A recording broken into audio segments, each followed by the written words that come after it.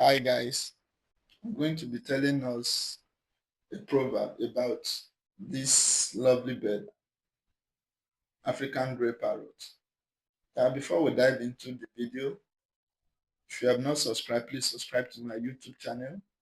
And if you have not watched my last video where I told a story about the African Grey Parrot, please do so. I will drop the link below. Let's dive into the proverb. The proverb says,